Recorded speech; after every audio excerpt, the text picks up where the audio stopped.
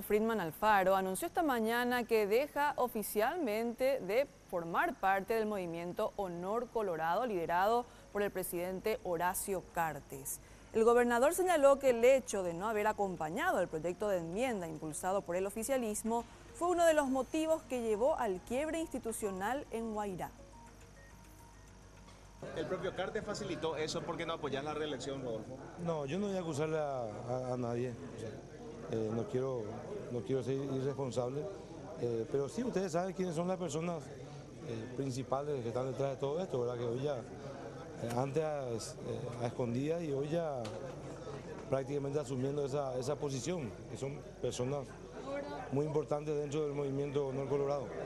Yo espero que espero no recibir represalia. En lo personal, no sé, es un tema, o en lo político podemos hablar y recibir algún tipo de represalia. Digamos.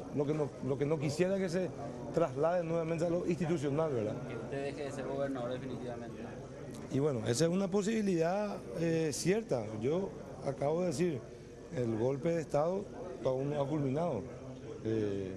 Sigue en pie y con las mismas intenciones.